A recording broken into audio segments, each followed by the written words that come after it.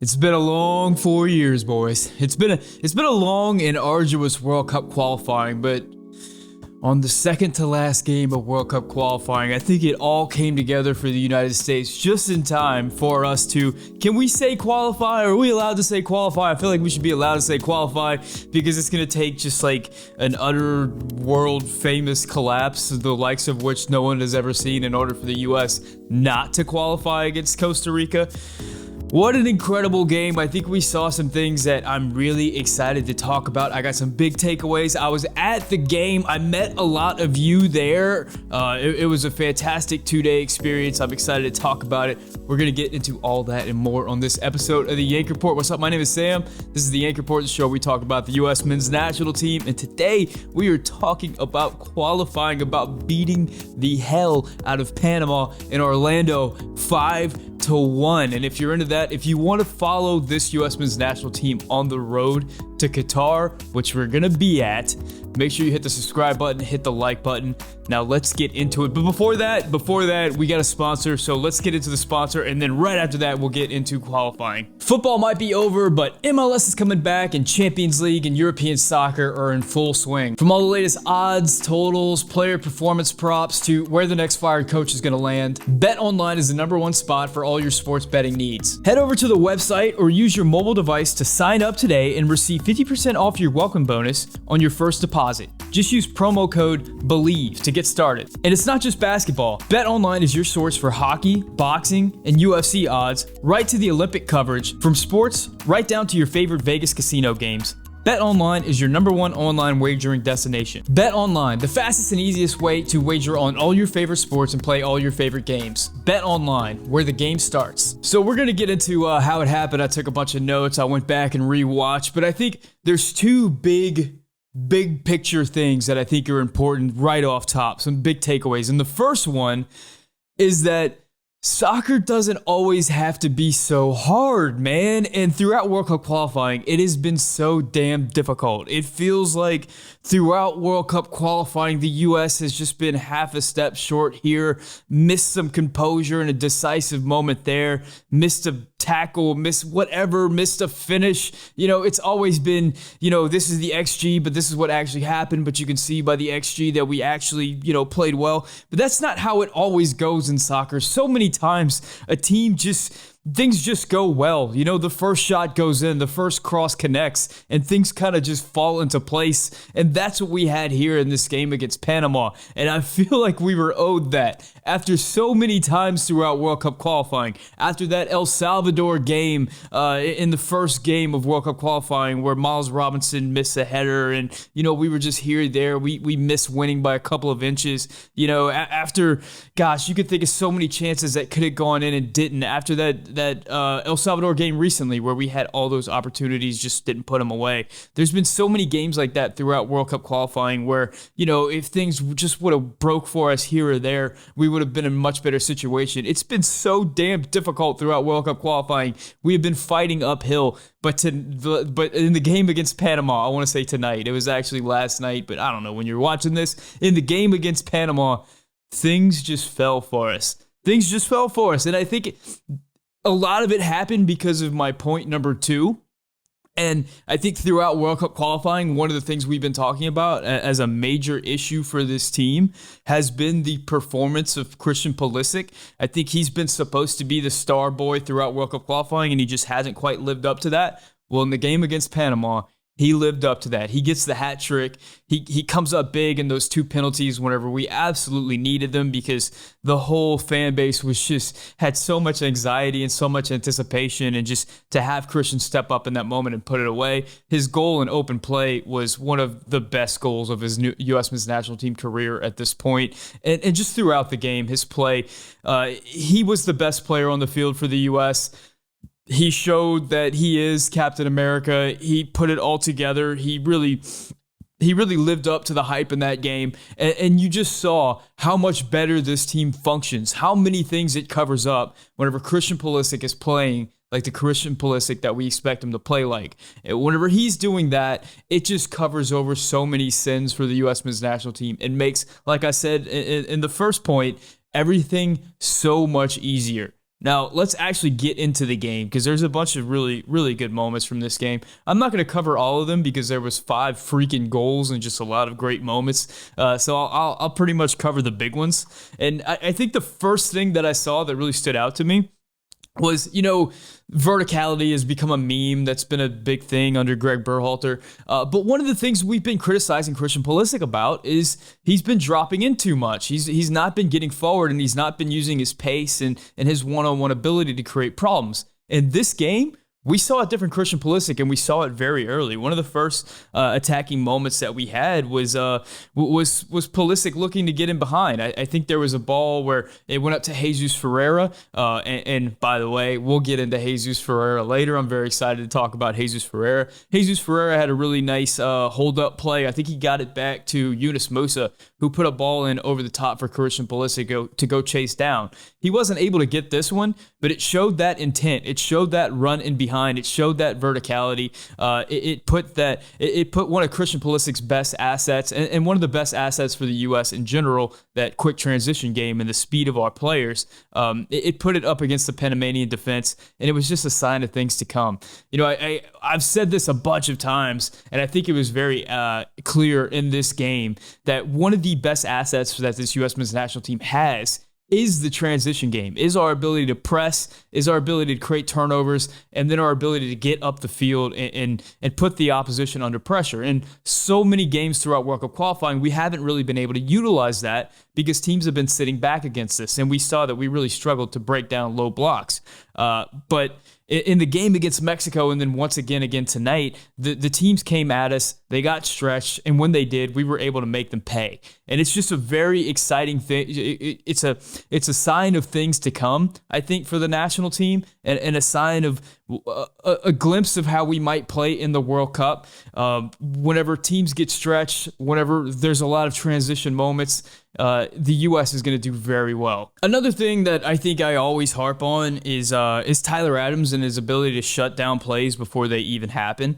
And Tyler did that a few times in this game. I think you guys know by now that I'm never going to say Tyler Adams has a bad game because, I tend to always look at the defensive side of the ball anyway. That's sort of where my brain goes, and I know that makes me differ from a lot of people. I know a lot of people look at like what players do on the ball to determine whether they had a good game or not, but I usually think in terms of defense, and I think in terms of how are they fitting within the system and how are they complementing the players around them. How do they impact the game that way? That's usually where my brain goes first. And as far as Tyler Adams, he's just so damn consistent at the defensive side of things and at being so positionally sound and holding his teammates responsible for being positionally sound that he just always has a good game for me. And there was a few moments where we saw this. I think in the 36th minute, Luca De La Torre had a nice run, and he plays a ball in behind for Anthony Robinson, who gets forward. He gets dispossessed on this play, and Panama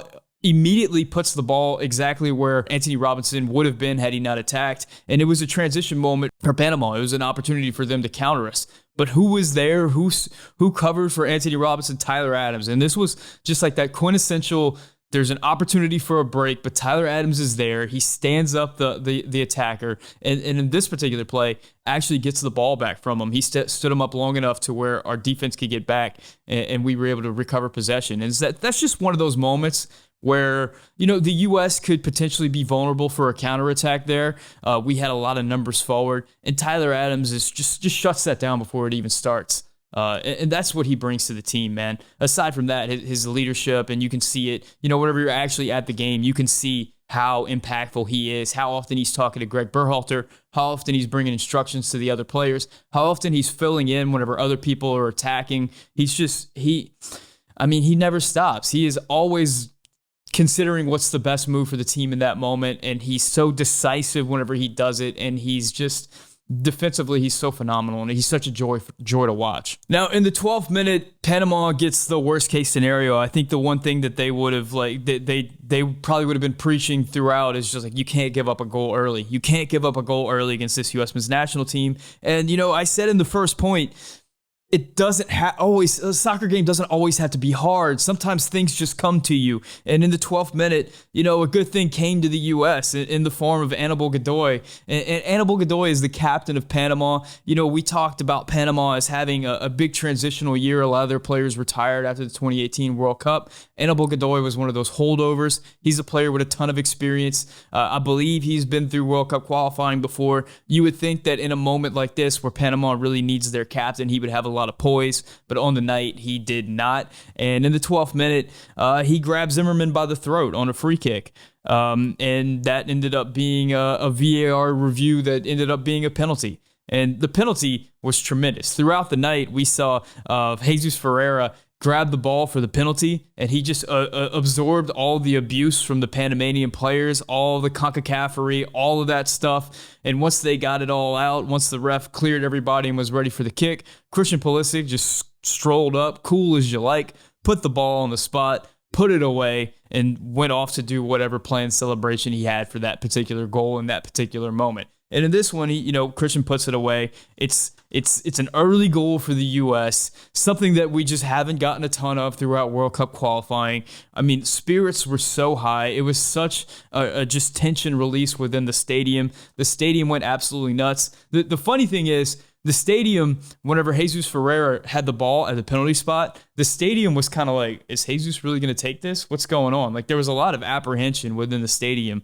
And whenever Christian Pulisic strolled up and grabbed the ball from Ferreira, the crowd went crazy. It was as if Pulisic already scored before he even put the ball down on the spot. The crowd was so confident that Pulisic was going to put it away. And sure enough, that's exactly what he does. Now, this game wasn't all sunshine and butterflies for the U.S. There was a moment in the 19th minute that was concerning because it's like a trend. It's something that we see in a lot of. A Robinson turnover leads to absolute chaos in the U.S. box. Quintero has a cross that Steffen goes for, but he missed it, which leads to Steffen laying on the ground as Panama, they have an opportunity at a wide open goal, but the attacker hits a shot that goes wide left, and eventually it's cleared by the U.S. And it's just another one of these moments that we've seen from Zach Steffen where it seems like at least once a game, and there was another one later on in the game for Zach Steffen, that he just has a nervy moment, a moment that's just you wonder what he was thinking in that particular moment. And it was, that was one where Panama could have easily equalized it right there, just easily. And it was just because what was happening from our keeper. Now, I've sort of been on the team Zach Steffen for a few windows now because I appreciate the leadership that he brings, and he seems to be a big leader within the locker room, and everybody has their faith in him. But this is something that we've seen multiple times from Zach Steffen in a U.S. men's national team jersey, and it's also something that we've seen from Zach Steffen in a Man City jersey. I think a lot of it has to do with the fact that he doesn't play all that much, and that's a big concern with Zach Steffen because it doesn't look like he's going to be playing that much through the World Cup. And if he's our number one guy, and he's making mistakes like that at a World Cup level where we're potentially playing a top 10 team, that's scary. That's going to get put away by the best teams in the world. So it's definitely a concern moving forward. One of the few moments of concern in an otherwise just absolute joyous night. In the 22nd minute, we get our second goal sequence, and this is so much like that earlier moment before where I talked about Pulisic getting in behind. And boy, I mean, how many games did we talk about where Pulisic was just coming back? He was just not being effective. He was just not really working in the system well. He was not using his best assets. He was not getting in positions to threaten the defense, and he was holding on to the ball too long, just making poor decisions.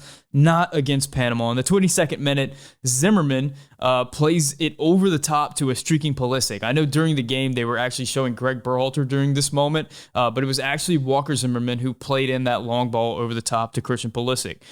Pulisic wins the ball near the end line, and he plays it back to Anthony Robinson. Anthony Robinson finds probably the shortest player on the field, 5'6", Paul Arriola, whose header finds the side netting, and the team celebrates as Christian Pulisic is still lying in a heap from the foul that he took, getting that pass off to Anthony Robinson. Another moment where Anthony Robinson has been putting in great service throughout World Cup qualifying, He's really been an asset in that regard. And so many times, good balls have gone into the box, and either the headers have been good but right at the keeper, or just not quite on target, or somebody's not quite there.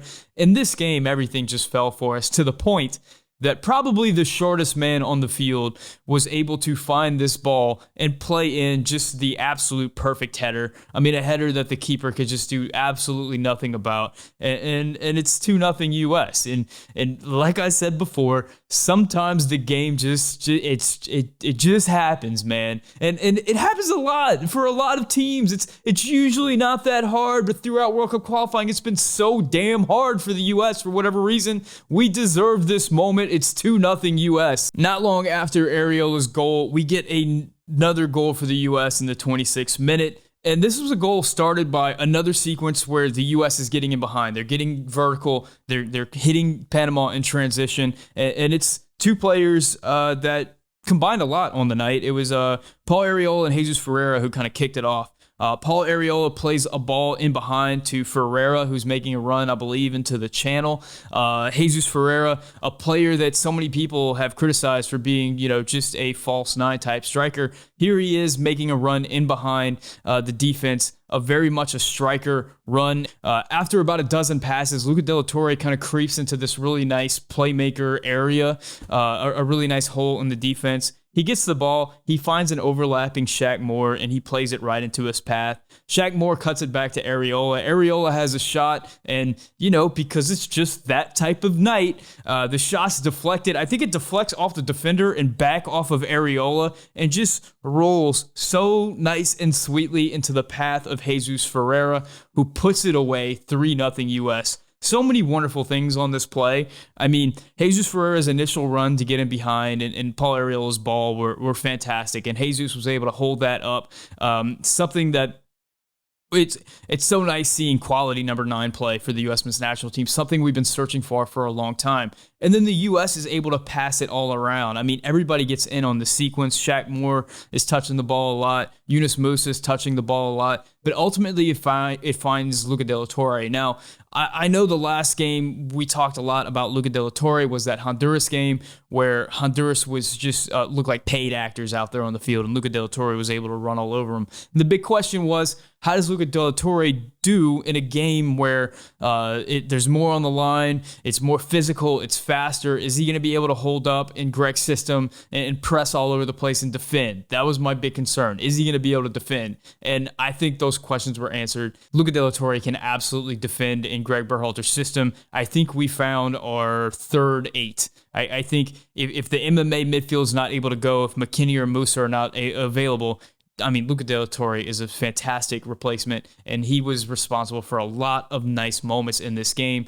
and this was absolutely one of them. And if you're one of those fans out there who are questioning why wasn't Luca de la Torre around earlier in World Cup qualifying, and as a team that was so struggling to break down low blocks, could Luca de la Torre have helped the U.S. men's national team? I think that is a very, very fair question to ask, and something that I myself have been wondering about since that game. He was so influential. But ultimately, it leads to that moment where Paul Arriola has that shot that kind of careens off of him and goes right into the path of Jesus Ferreira. Important to note, our number 9, Jesus Ferreira, is in a number 9 position right there. He is absolutely where he needs to be on the field. This is the reason why I'm so excited about Jesus Ferreira. We know what he can do on the ball. We know what he can do as a playmaker, but it's the other parts of his game that are so unheralded that I get really excited about. His intelligent runs, either to create space for others or to run in behind. It's his hold-up play, which was on display a few times on the night. And it's the ability to put himself in positions to score goals, which is the big thing whenever it comes to being a striker. I think whenever I look at Josh Sargent right now at Norwich, or even whenever he's played on the U.S. men's national team, he does a lot of those same things. His hold-up play is pretty good. His defensive effort is absolutely tremendous. But the thing about Sargent is he just is not able in the final third to put himself in goal-dangerous positions.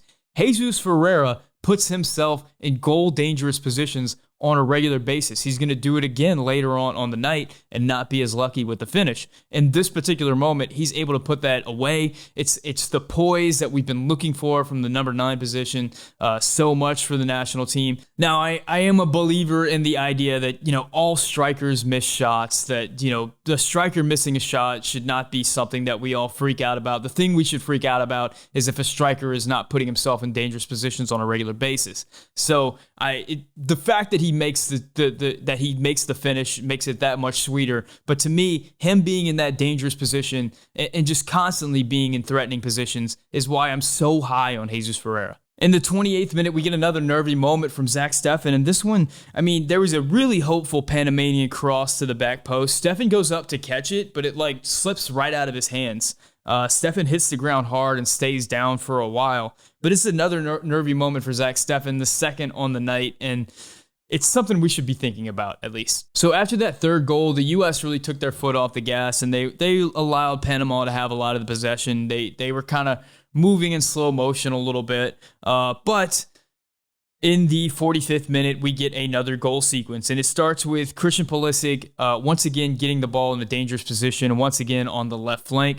He's one-on-one with Carrasquilla of Houston Dynamo, number 8 for Panama, who is probably my favorite Panamanian player on the night. Just really good game from him. He's a player that I'm going to look forward to watching in MLS, and I think is going to be a big part of Panama's future into the next qualifying cycle in 2026. But anyway, so Pulisic puts it by him, and Carrasquilla takes him down. That creates a free kick. And on the ensuing free kick, our boy, Anibal Godoy, just slaps and elbows Miles Robinson in the neck and in the face. Another penalty for the U.S. This one does not go to VAR. This one gets called right on the field. Stu Holden said it was kind of weak, and maybe you get away with that if you didn't just do that a few minutes ago earlier in the game. But at that point, I think the ref was looking out for it. And Godoy just really lost the plot in this game, setting up 2 penalties for the U.S. Once again, just like before, Ferreira gets the ball, absorbs all the abuse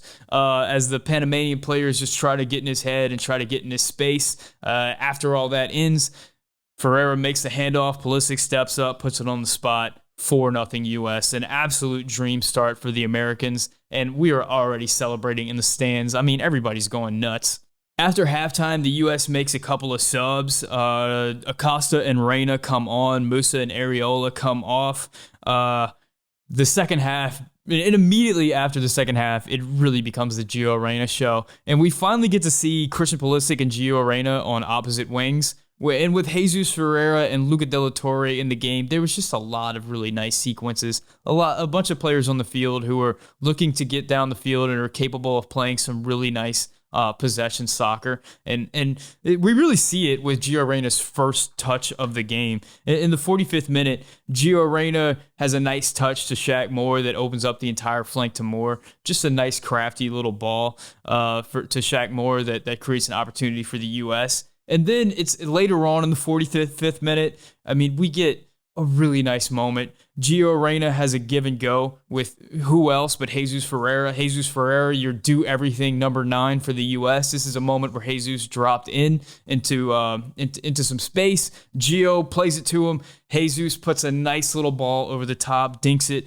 right into Gio's path, and he has an opportunity one-on-one with the keeper, but his shot is scuffed and it goes wide. But you just see in that moment, you see Jesus' quality, but you really see what Gio, who he is and what he brings to this national team. And you just think, what if this guy was healthy throughout World Cup qualifying? Would we have qualified a long time ago? And it's hard not to think that because of the quality that Gio has when he's on the field. What a player. In the 55th minute, Shaq Moore goes for his Serginho Dest moment where he cuts onto his left foot. And everybody in the crowd around me was like, you going for the Serginho Dest right here? And not the hit that he was looking for. But I think it's worth saying that Shaq Moore, as a player who came in off the couch, essentially, to come in, be the right back for the U.S. men's national team, a player that's essentially the 4th choice right back whenever you consider that Serginho Dest gets injured right after he gets called up.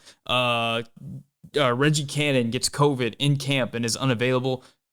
DeAndre Yedlin gets a yellow card, and now it's down to Shaq Moore. He came in and had a really serviceable game from that right back position. I'm not saying that he deserves to be called up against any of the aforementioned guys, but to go from the couch to the starting lineup, I thought he had a really good game. He was involved in a lot. I'm really excited that we had the depth that somebody could be, not even thinking about playing for the national team to all of a sudden thrust into a really important game and come through and play well and hold up his end of the bargain. In the 56th minute, we had a moment that absolutely made me jump out of my chair and shout, man, this was so nice.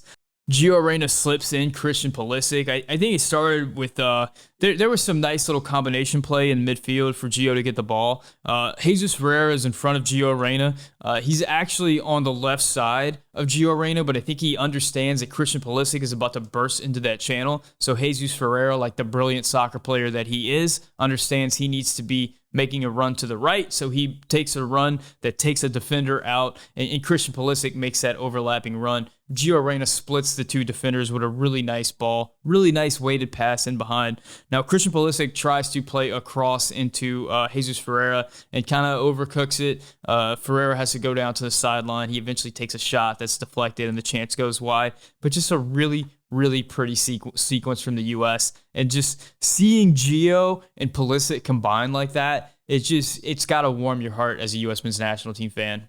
In the 60th minute, we get a moment of filth from Gio Reyna. I mean, the dude, there's something special about this kid. Like, just the stuff that he does, the things that he tries, the attitude that he has on the field, the impact that he has on the other team, the way that he just, whispers sweet nothings into the Panamanians' ears. And I don't know what he's saying to these players. I don't know if he can speak Spanish. I know his dad was half Argentinian, but I don't know if Gio can speak Spanish or what. But whatever it is, he's conveying messages that are inciting these players, and he just kind of walks away smiling as everybody loses their mind. Well, in the 60th minute, Gio has the ball outside of the box, and he slips in a ball to Luca de la Torre with a no-look pass. De la Torre plays in Ferreira, whose shot goes over the bar. We don't have to talk about that too much, right? No, but Gio plays this beautiful ball that slipped into De La Torre. I thought De La Torre was going to shoot. He ends up scoring the ball to Ferreira, a much more high percentage shot. Ferreira's shot goes over the bar. As I said before, a striker's not going to make every shot. I'm not dwelling too much on Jesus Ferreira. You know, if you need a striker that's going to score every single opportunity that they get, or even put every single opportunity that they get on frame, you're going to be searching an awfully long time. Even guys like Ronaldo and Messi players who are known for being some of the most efficient goal scorers of all time, they don't score every opportunity that they get. We shouldn't expect our strikers to do that as well. The thing we should be excited about is the striker being in that goal-scoring position, creating that space. If you saw on that play, Jesus Ferreira was actually covered. He takes a step back. He creates that space for himself in order for De La Torre to get the ball in. The finish was just not there. Luckily for the U.S., we had already scored so many goals that night that I don't think anybody even cares about this in hindsight. Just something to consider. In the 65th minute, our star boy gets his hat trick. After receiving a pass from Gio, Luca de la Torre charges through the center circle at the Panama back line. He plays an outlet pass to Anthony Robinson, who gets it back to him at the top of the box. Luca de la Torre plays it out to Jedi, who crosses first time. His cross finds a pirouetting Pulisic, whose first touch allows him to turn, splitting two defenders. His second touch nutmegs a defender, putting him in on goal, and his third touch is past the keeper. I mean, 5-0 U.S., the hat trick for Christian Pulisic, and this was just that moment that we've been waiting for from Christian Pulisic for all of World Cup qualifying, that moment where our star player is the star player, and there's nothing the defense can do about it. I mean, he just walks through two defenders like they're not there and just calmly puts it in the back of the net. What a moment. This is Christian showing off his class. Christian showing that he is one of the best players in CONCACAF, one of the most dangerous attackers in the world, and it's coming through for the U.S. men's national team. It's a sequence that Luca de la Torre had just about a huge hand in creating. A really nice ball from Anthony Robinson. And oh, by the way, Gio Reyna was involved in the build-up. What a moment from the U.S. men's national team. It's so nice to see all these players on the field. And oh, by the way, this is a U.S. men's national team that's missing Weston McKennie, Serginho Dest, Brennan Aronson, Chris Richards, so many players that could have been starters in this game that missed out. Tim Weah with a yellow card suspension. So many players in the U.S. is still able to put this product on the field. It's just such an exciting game. And look, that wasn't the last moment of the game. Panama ended up scoring. Whatever, other things happened. Gio Reyna got into a tussle. Things happen. But anyway, those are all the important things. We've already said so much. What a night. I don't know how you can come away from watching this game being anything less than absolutely enthusiastic about this national team. There has been so many trials and tribulations throughout World Cup qualifying, so many criticisms lobbied at everybody, so many frustrating moments, and then to have it culminate in this moment where I think we saw a different U.S. men's national team. I think we saw that all the things that we were worried about at World Cup qualifying, the lack of experience of this team, the lack of cohesion, not understanding the system, not being ready for CONCACAF. We saw just a night and day difference in this game. We saw a team that was absolutely poised. We saw a team that was ready for every single moment of CONCACAFery and had a counterpunch ready to go, had an answer ready to go. We saw a bunch of players who just believed in each other, believed in the team, believed in what they were doing, knew what everybody on the field was doing. I mean, it was just the culmination of all this preparation. I think we saw a lot of players go from young players to CONCACAF veterans in this game, and it was so beautiful watching it all come together. And as I said before, it's a team that's missing a lot of really important players, and it's just so exciting to see this as the send-off right before World Cup. Now, we know that we got the game in Costa Rica. We know that the U.S. men's national team has been struggling playing away games in CONCACAF. As we said, especially away games on poor quality pitches. That game in Azteca, I think, is a different situation than what we're going to see in Costa Rica. But once again, this is going to be a Costa Rica team that needs to beat us by, I think, 6 goals. So they're going to be coming right at us, which is just going to play right into our hands as a transition team. If this is the team that we're going to see heading towards the World Cup, I think you got to be optimistic about the U.S.'s chances in the World Cup as far as advancing out of the group, potentially getting to that quinto partido, that 5th game. Now, as far as my experience at the game, man, it was absolutely tremendous. A wonderful 2 days for me. It started off rough. I missed my flight out of New Orleans. I had to take a flight to Houston and then to Orlando and, whatever. But I end up getting there. I meet up with Filippo, tactical manager. He gives me a shirt. So I'm rocking his merch, but he was an absolutely tremendous host. I mean, just you guys know he's a super funny guy. He's really fun to be around, really warm and welcoming. I know he's putting together a vlog of his experience there, and I'll probably be in a lot of that vlog since I was hanging out with him for most of the game day, and he was my Uber driver around town for the weekend. So look forward to that on his channel. But I got to meet so many of you guys, man. Let's see. I know Jay Hernandez. I met at the Scuffed event. I met Adam Bells from Scuffed. I met B2B Soccer, who's a big TikToker in the U.S. soccer community. I met Will at the game. I met Becky. Who else? I met so many people, man. I met so many of you guys. It was so awesome. I met Arnold, Andres. Andres was crazy because whenever I went to the game in Austin, he actually was sitting next to me. And then whenever I get to the American Outlaws event, he's with Filippo. And I'm like, what? Andres, what are you doing here? This is crazy. It's just a wild coincidence. But man, the game was absolutely tremendous. And let me say this to you guys that maybe have never been to a game. If you have the opportunity to go to one of these games, you got to go. I know that it's expensive. I know that the tickets are really expensive. I know you might have to pay for flights and hotels and stuff like that. But the reality is, games for the U.S. men's national team, especially important ones like World Cup qualifiers, like we're not going to have another World Cup qualifier for another, it's going to be a long time, 8 years, something like that. These games are few and far between. You don't get these opportunities very often. So if you have the opportunity, if you have the cash, if you can get off of work, if you can do it, go. Because it's so incredible to to walk out and see just so many U.S. men's national team jerseys, so many people who are supporting, so many people who are passionate, and talk to people who know so much about the team. It seems like every fan I talked to was an absolute expert on the U.S. men's national team. And you guys know that there's this thing that we're a fan of. There's just not too many people out there who are into it. You know, it's just so rare that you run into somebody who cares about this stuff. And to be in a situation where there's, 20,000 people around you who are so into this thing, it's just such a great experience. And I would recommend all of you be a part of it. As far as the in-game experience, I mean, Orlando's wild, man. There were so many fireworks in that game. There was fireworks pre-game. There was so many fireworks during the national anthem. There was fireworks at kickoff. There was fireworks after every goal. And I'm sitting there like, how many fireworks do they have ready for this? There's no way. We're getting to like goal 3, goal 4. Like, there's no way they have fireworks ready for goal 5. Like, sure enough.